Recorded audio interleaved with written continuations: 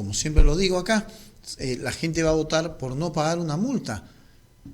Y si le quitamos la multa a la gente no va a ir a votar, porque poco o nada le interesa el tema político hoy en nuestro país.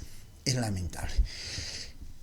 ¿Sabe por quién votar? Percy Vilches Salvatierra, analista político, director de Valor.pe, está con nosotros. El valor político está atravesando por la corrupción y esto se refleja en el electorado tal como lo hemos visto. Percy, ¿cómo estás? Buen día. Un gusto saludarte. Igualmente un gusto saludarte y también a tus oyentes, telespectadores.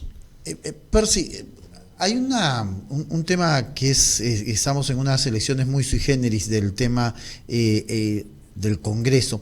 La mayoría de los candidatos que hemos entrevistado y que estamos entrevistando vienen con una sola fijación, y es el tema de vamos a luchar desde el Congreso contra la corrupción. Y estamos, que es cierto que la corrupción ha carcomido todos los estamentos del Estado, pero hay prioridades en nuestro país. O sea, no solamente es el tema de la corrupción. Yo creo que la lucha contra la corrupción de todas maneras tiene que ser una prioridad de cualquier político, pero sin exagerar y ya francamente sin hacer tanto drama, porque conocemos a tanto hipócrita que en el curso de la historia han asumido las banderas de dársela de los más puros y han sido de los más viciosos o los más descarados en cuanto han tenido la oportunidad de hacer algo turbio, ¿no?, en las altas esferas del poder. No hay que olvidar que de todas maneras el ejercicio del mismo poder te cambia bastante. Hay que tener unos principios muy grandes y también tener una fijación con ser una persona histórica, ¿no?, o que uno se preocupe por el legado que se va a dejar para no incidir en temas de corrupción, porque como bien decía cierto personaje de infausta recordación, la plata a veces llega prácticamente sola. Ahora luego estamos viendo qué categoría de la gente que te iba poniendo la plata para tal o cual cosa, ¿no? Ya sea por Odebrecht, ya sea para las campañas, los 3,5 millones de Dionisio Romero para aquello en el 2011, etcétera, ¿no? El tema de la corrupción es importantísimo, no lo debemos descuidar, pero mira, ¿cuánto se ha avanzado? En 5 años, hoy ya salió Belaúnde Locio, y la gente entra a la cárcel, sale, está 3 meses, vuelve a salir, está 6 meses, sale, presenta un recurso de amparo, se va a la calle. Otros países donde Odebrecht ha causado el mismo malestar, hay gente condenada, hay gente presa, hay gente que ya está juzgada. Acá en el Perú 5 años y bien gracias todo el mundo. O sea, pero ¿cuánto interés hay por descubrir todo lo que pasa? Es que no hay intereses de descubrir de un lado y hay intereses de encubrir del otro lado y viceversa, porque hay dos grupos. En el momento que surgió todo el tema de los sabios de la corrupción, estaba bien claro que por un lado estaba entre los fiscales supremos, estaba Pedro Chávarri, y por otro lado estaba Pablo Sánchez. Y nos representan precisamente dos extremos muy opuestos, ni son tan diferentes. ¿Te das cuenta? Entonces hay de uno y otro lado. Ahora, yendo a lo que nos había convocado para esta sesión de por quién votar o cómo votar, muy bien lo que tú decías, que la gente no tiene mayor gana de presentarse a los sufragios sino para evitar pagar las multas. Yo considero que ese precisamente es la desgracia del país en este momento, porque no hay ninguna conducta cínica de la misma gente, y eso posibilita que cualquier advenedizo o cualquier sinvergüenza o cualquier hijo de mamá y papá que tiene los medios para pagar una campaña y pagar a la gente que maneja los medios tradicionales se presente, ¿no?, en la escena pública, como está sucediendo ahora con Salvador Solar, con Harold Forsyth y con tantos otros muchachos como este chico Mijail Garrido Leca, que no tiene ningún criterio para nada y sin embargo ha tenido medios, presencia pública, se la da de intelectual, en su programa inclusive ha llegado a conversar con gente importante intelectualmente, pero absolutamente para sacar ningún beneficio, ¿no?, porque no tiene mayor idea. Y sin embargo son gente que está siendo auspiciada ¿para qué? Para llegar a ejercer el poder y no beneficiar a nadie más que a la gente que los está llevando a ellos, ¿no? Percy, ayer conversábamos con un grupo de personas en la noche y se tocó el tema de Harold Forsyth y de George Forsyth, perdón, de George Forsyth, y se decía, bueno, lo único que ha atacado hoy día Forsyth ha sido el tema de Gamarra, pero si miramos a los alrededores de la Victoria no ha cambiado en nada. Sigue sucia, sigue con ambulantes, sigue con gente de mal vivir. Tú tienes cuadras y cuadras donde no se puede transitar porque el chatarreo está hasta en las pistas, ¿no? Y muy alejados de la escena presidencial todavía, ¿no? Pero ya lo están viendo presidenciable. Salvador de Solar, que puede haber sido un muy buen actor, que ha sido un apagaincendios dentro del gobierno del presidente, porque para lo único que ha servido, del presidente Martín Vizcarra, hoy día también es presidenciable. Entonces esto demuestra, y desmiénteme si estoy equivocado, la baja cultura política que cualquier ídolo de barro o cualquier cara bonita, ¿no? Puede ser hoy día presidente. Y bueno, Keiko Fujimori va tercera, ¿no? Uh-huh. Y por ahí está una serie de gentes que no tienen ninguna condición deseable para ejercer esta clase de cargos tan importantes. Yo quisiera matizar que lo que dice lo de George Forsyth, ¿no? Harold es el padre. Aun cuando tuviese una gestión la más exitosa, estamos hablando de una municipalidad distrital. Claro. O sea, no puede ser que una municipalidad distrital quiera alguien pasarse a la presidencia, así haya marcado todos los récords de gestión pública en torno a sus actividades. Pero es que ese es nuestro concepto, pues No, está mal, pues. Ahora, Salvador Solar, en el Ministerio de Cultura, no hizo absolutamente nada. Como primer ministro... ¿Apagafuegos? No, nada, o sea, simplemente más allá de tener mucha mejor retórica que Vizcarra, igual que yo la considero que es de media alzada, o sea... No hizo mayor cosa tampoco que oponerse a los fujimoristas, como si los fujimoristas fuesen los únicos malos de esta película, ¿no? Uh-huh. O sea, acá toda la gente está entrometida en asuntos muy turbios y hay que recordar las condiciones de los padres de todos ellos, ¿no? Claro. Te digo, o sea, son personas, digamos, importantes, aunque no tan conocidas por la mayoría de la gente, pero que en altas esferas del poder se sabe bien quiénes son y quienes de alguna manera deberían haber estado encaminando también sus posibilidades, ¿no? Qué casualidad que apareció Salvador Solar de la nada, que el Ministerio de Cultura, sí, al poco tiempo, a ser primer ministro. O sea, imagínate, Inglaterra tenía a Winston Churchill, acá en Perú lo sacamos a Salvador Solar. ¿Qué hacemos con la gente? Habría que investigar un poco a sus padres, ¿no? Que están escuchando, vean a ver quién es Harold Forsyth, quién es Elvira Labarte, a ver... se dan una vuelta por ahí. Claro, ¿quién es Elvira Labarte, por ejemplo? Harold Forsyth, todos sabemos que por ahí se dice que fue todo el andamiaje de esta campaña de George Forsyth, ¿no? Bueno, es un diplomático con mucha experiencia, ¿no? Y dentro del ámbito de la diplomacia dice ser uno de los mejores gerentes que tiene este espacio público, pero vamos a los contactos que tiene por su amplio expertise, y en el caso de Salvador de Solar, uno se dice que Elvira Labarte es una de las principales lobistas que hay en el país. Es una más, ¿no? Claro. Exacto. Entonces, eso la gente no lo sabe y no tienen mayor idea, ¿no? O sea, la política es acá... lo mismo que pasaba con este otro muchacho que te decía que era muy mediático, Miguel Garrido Leca. Miguel Garrido Leca, ¿no? O sea, claro. El papá fue ministro, ¿no? Claro. El papá fue ministro de salud, que fue a mecer a los pisqueños en la época del terremoto. Y un montón de cosas así.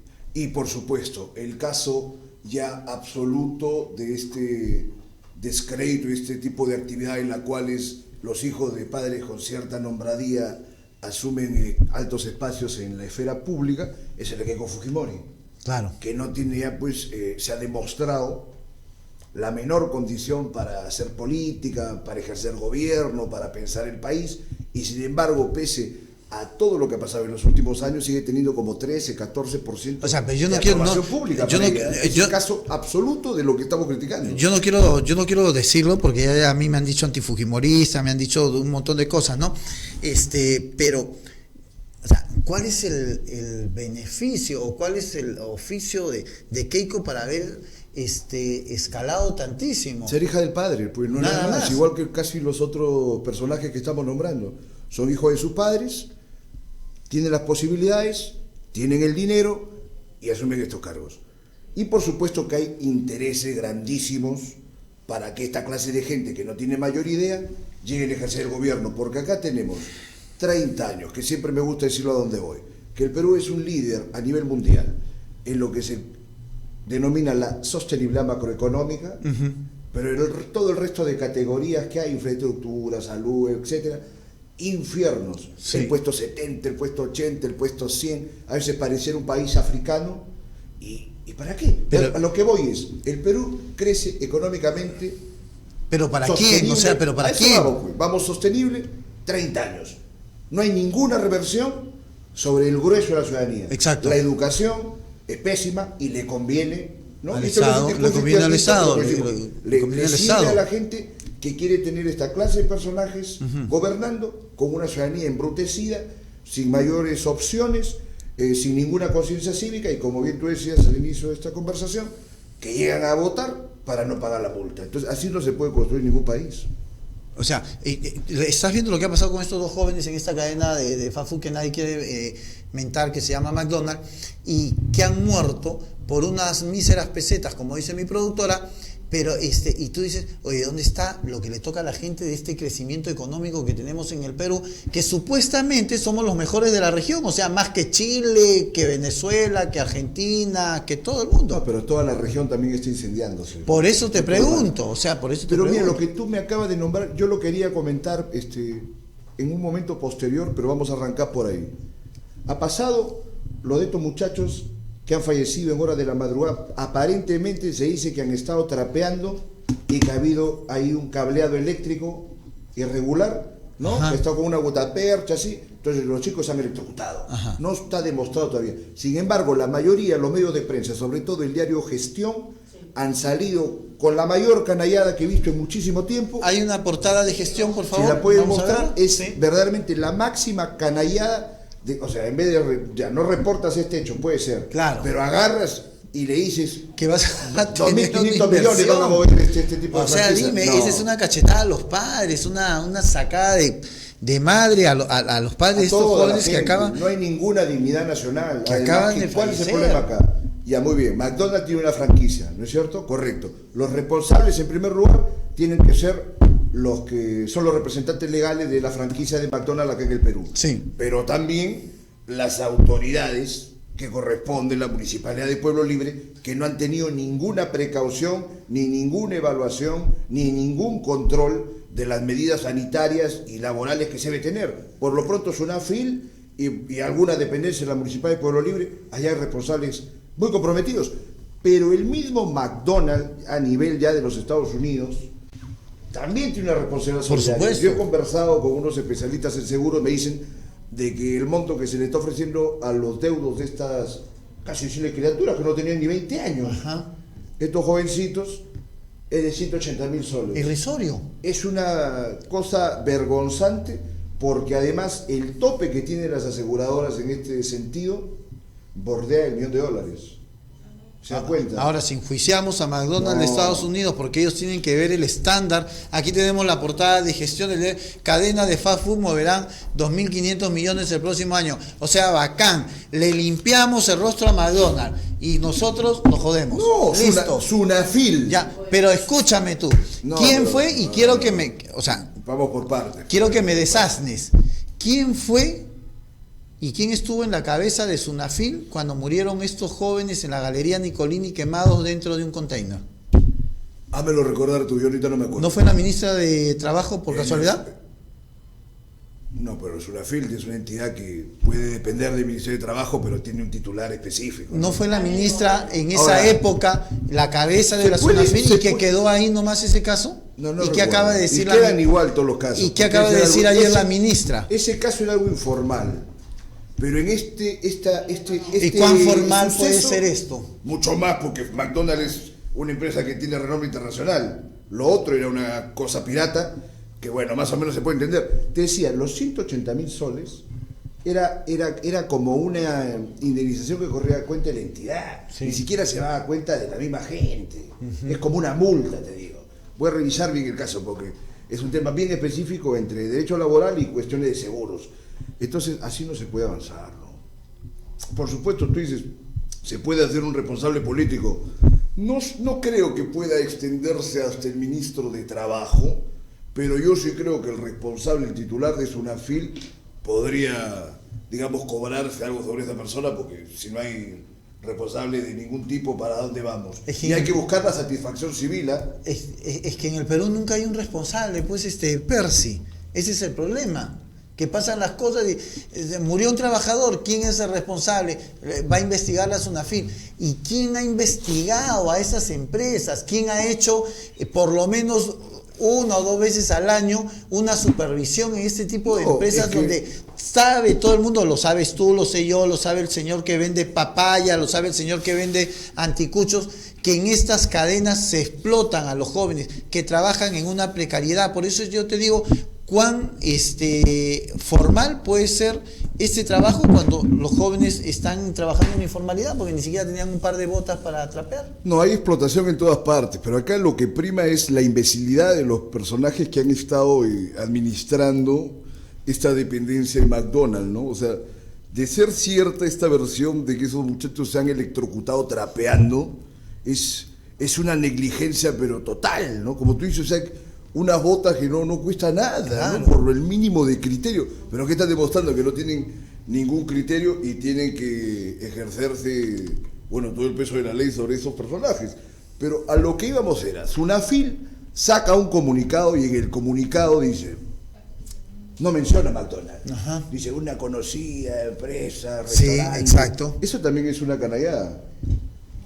Pero esto de gestión es terrible. Pero y que lo ha refrendado la prensa, que es lo peor.